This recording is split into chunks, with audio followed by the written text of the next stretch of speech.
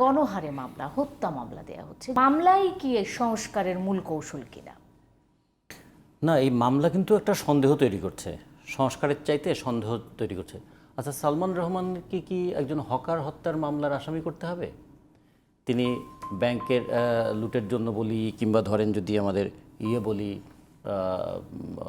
Share বাজার কেলেঙ্কারি বলি, কিংবা নানা ধরনের আর্থিক দুর্নীতি লুটপাটের সঙ্গে যুক্ত আছেন, সেগুলো বাদ দিয়ে তার নামে যদি হত্যা প্রচেষ্টার মামলাটা হয়, আচ্ছা, আনিসুল হক আইনমন্ত্রী, তার নামে কি হত্যা মামলা দিতে হবে?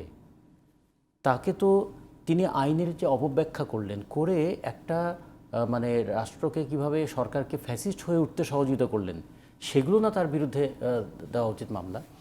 আবার ধরুন সাবেক প্রধানমন্ত্রী শেখ হাসিনা, হ্যাঁ, তিনি পালিয়ে গেলেন দেশ ছেড়ে, তাকে এখন কি করা হলো? তার বিরুদ্ধে এমন এমন মামলা দেওয়া হচ্ছে যে মামলাগুলো প্রথমত মামলার মেরিট নিয়ে প্রশ্ন তুলবে, দ্বিতীয়ত জিনিসটা তৈরি করবে যে যে শেষ পর্যন্ত এই মামলাগুলোকে কি হালকা করে দেবে। আবার এক একটা ঘটনায় 2-5 মানুষ, একজনের মৃত্যুর পর সঙ্গে 159 জনকে আসামি করে একটা মামলা করা হচ্ছে। এই মামলাগুলো করছেন যারা, মামলা করতে উৎসাহিত করছেন যারা, মামলা লিখছেন যারা, তারা কিন্তু এর আগে এই ঘটনায় ঘটিয়েছিলেন যে একটা দেশের প্রধান রাজনৈতিক দলের মহাসচিবের বিরুদ্ধে ময়লার গাড়ি পোড়ানোর মামলাও তারা করেছিলেন, কিংবা কারো বিরুদ্ধে লঞ্চের প্লেট চুরির মামলাও তারা লিখেছিলেন, চামচ চুরির মামলাও লিখেছিলেন। তো এই যে প্রবণতাটা, তাহলে এটা তো পরিবর্তন হলো না। মানে যিনি যে অপরাধ করবেন তাকে সেই অপরাধের জন্য তো দায়ী হতে হবে। সেটা যদি না হয়, তাহলে প্রথমে তো চিন্তার জায়গায় আসলো যে আমি কোন কথা বলে আপনাকে বিপদে ফেলতে পারবো, সেই প্রচেষ্টা চালানো।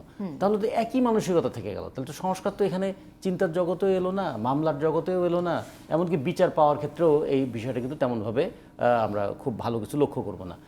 মার্ডার কেসের মামলা দিলে সুবিধাটা কি? যে হয়তো তাকে গ্রেপ্তার হলে সহজে তিনি জামিন পাবেন না, এই তো। তার মানে জামিন পাওয়ার একটা গণতান্ত্রিক অধিকার আছে, সেটাকেও আমি কেড়ে নিতে চাই একটা ভুল মামলা দিয়ে। এতে করে হয় কি, বিচার ব্যবস্থার প্রতি কিন্তু আস্থাটা বাড়বে না, মামলা প্রক্রিয়াটার প্রতিও মানুষের ভরসা বাড়বে না। মানুষ মনে করবে এগুলো হচ্ছে দমন করার একটা কৌশল মাত্র। আমরা মনে করি সংস্কারটা এখানেও হওয়া দরকার। এর আগের সরকার একটা শ্রমিকরা মজুরির দাবিতে আন্দোলন করেছে, দেখা গেল যে অজ্ঞাতনামা 1,500 জনের বিরুদ্ধে মামলা করা হয়েছে। তারপরে যাদের মামলা করা হলো, পুলিশ তাদেরকে হয়রানি করেছে, কিংবা তাদের পরবর্তীতে চাকরি করতে অসুবিধা হয়েছে। এগুলো হচ্ছে শ্রমিকরা সাফার করেছে, রাজনৈতিক দলের নেতারাও সাফার করেছে। এখনও কি সেই প্রক্রিয়াটাই চলতে থাকবে, নাকি সেটার আমরা পরিবর্তন চেয়েছিলাম? জনগণ সেটার পরিবর্তন চেয়েছিল। ইভেন খেয়াল করে দেখুন যে মৃত্যু গোটা দেশটাকে কাঁপিয়ে দিল, নাড়িয়ে দিল, জাগিয়ে তুলল, সেই সাইদের মৃত্যুর ব্যাপারে আসামি করা হয়েছিল কাকে? আন্দোলনকারীদেরকেই। বলা হয়েছিল যে আন্দোলনকারীদের ছোড়া ইটের আঘাতেই নাকি সে মৃত্যুবরণ করেছে, এবং একজন 17 বছর বয়স্ক একজন কলেজ ছাত্রের বিরুদ্ধে মামলা করা হয়েছিল।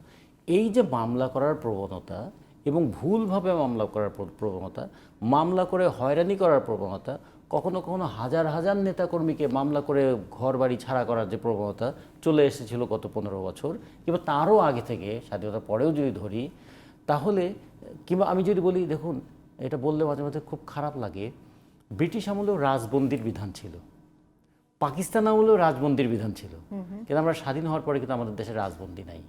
রাজনৈতিক কারণে বন্দী হওয়া, আর ওই চোরাচালানি করে বন্দী হওয়া, আর চুরি করে বন্দী হওয়া এক কাতারে ফেলে দেওয়া হয়েছিল। সেই জায়গায় একটা সংস্কার আমরা চেয়েছিলাম যে আমি যদি কোনো একটা সরকারের সমালোচনা করি, আমার সেই সমালোচনার জন্যই আমার শাস্তি হোক। যদি মনে করেন সরকারটা শাস্তিযোগ্য সমালোচনা, তার জন্যই শাস্তি হতে পারে, কিন্তু আমাকে কেন হোটেলের ক্যাশ বাক্স চুরির মামলা দিতে হবে? ফলে এই জায়গাগুলোকে আমরা কিন্তু সংস্কারের জায়গা আনতে পারি। এই সংস্কার 2টা জায়গায় লাগবে। একটা হলো যে বাহিনীকে দিয়ে মামলা করানো হয় তাদের গঠন প্রক্রিয়ার মধ্যে সংস্কার আনতে হবে। আর যে রাজনীতি আমরা গড়ে তুলতে চাই, আমরা কি ওই প্রতিশোধের রাজনীতি, প্রতিহিংসার রাজনীতিটাকেই কন্টিনিউ করতে চাই? যে একসময় গান্ধী একটা কথা বলেছিলেন, চোখের বদলে চোখ, এই নীতিটা যদি কার্যকর হয়, একদিন পৃথিবীটা অন্ধের পৃথিবী হয়ে যাবে। কারণ আপনি আমার চোখ নেবেন, আমি আপনার চোখ নেব, ফলে একটা অন্ধের পৃথিবী তৈরি হয়ে যাবে। তা আমরা কি এরকম একটা এইরকম প্রতিহিংসার রাজনীতিটাই চরিতার্থ করতে দেখব?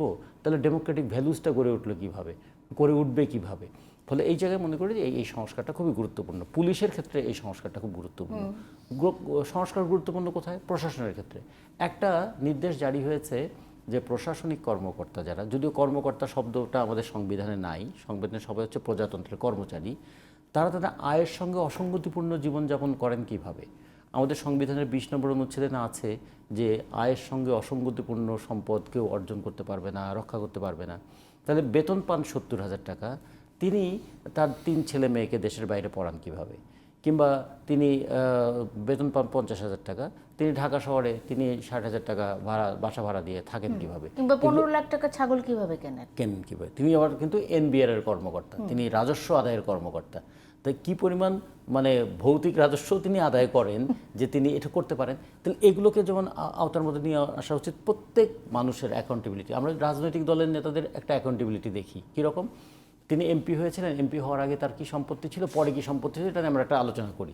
কিন্তু এই যে প্রশাসনের মানুষ, পুলিশের মানুষ, এরা যারা আছে, পুলিশের মধ্যে যারা কর্মরত, প্রশাসনে যারা কর্মরত, তারা যে এই যে সম্পদ করে, কিংবা আমরা যদি বলি আচ্ছা অন্য পেশা, ডাক্তার বলি, আইনজীবী বলি, শিক্ষক বলি, সাংবাদিক বলি, ফলে এগুলোর ক্ষেত্রেও যদি দেখি যে আসলে জবাবদিহিতা এবং দায়বদ্ধতাটা তো সংস্কারের একটা অংশ হওয়া উচিত। যে তাহলে হবে কি, দুদু ভাই যেটা বললেন, ওই বেদনাটা, বৈষম্যের বেদনাটা আমি বুঝতাম। আমি যদি বুঝতাম যে আমার আয়ে আমাকে সংসার চালাতে হবে, তখন ডিম যদি 140 টাকা ডজন থেকে 150 টাকা ডজন হয়, তখন আমার কিন্তু ধাক্কা লাগে যে আমার বোধহয় একটা ডিম কম কিনতে হবে। কিন্তু যদি আমার আয় মানে অসীম হয়, তার ডিমের দাম 500 টাকা ডজন হলেও তার কিচ্ছু আসা যায় না। এবং অনেকেই আছে যে তারা দেশের পানি খান না, মানে তারা এই পানি নাকি তাদের অ্যাসিডিটি বাড়ায়। তো এইরকম মানুষও তো এই দেশে আছে, এই দেশের হাওয়া বাতাসে থেকেও এই খান না। তাহলে এইটার সম্পদের উৎস কোথায়? এইটাও তখনই আমরা একটা কথা বলে আমি একটু শেষ করি, দুদুভাই বলবেন আরও।